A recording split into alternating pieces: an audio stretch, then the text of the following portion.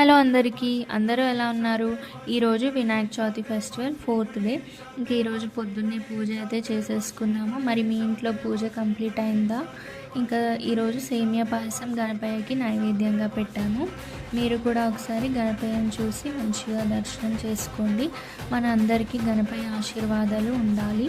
అలాగే గణపయ్య బ్లెస్సింగ్స్తో మన ఇంట్లో సంతోషం, ఆరోగ్యం, శుభం కలగాలని మనస్ఫూర్తిగా కోరుకుందాం. కొంతమంది గణపయ్యని ఇళ్ళల్లో 1 రోజు, 3 రోజులు లేదా 5 రోజులు ఇలా పెట్టుకొని పూజిస్తారు. తర్వాత నిమజ్జనం చేస్తారు, లేకపోతే ఇంటి దగ్గరలో ఉన్న పెద్ద గణేశుడి దగ్గర పెడుతూ ఉంటారు. ఈ రోజుకి 3 డేస్ కంప్లీట్ అయ్యాయి. ఈ 3 రోజులు మంచిగా గణపయ్యకి భక్తి శ్రద్ధలతో పూజలు చేసాం. చాలా సంతోషంగా అనిపించింది. ఇప్పుడు సమయం వచ్చింది గణపయ్యకి బాయ్ చెప్పడానికి. ఇది కొంచెం ఎమోషనల్ మూమెంట్. మరి మా గణపయ్యని ఎక్కడికి పంపించాం ఆ విషయం నేను నెక్స్ట్ వీడియోలో చెప్తాను. Please subscribe.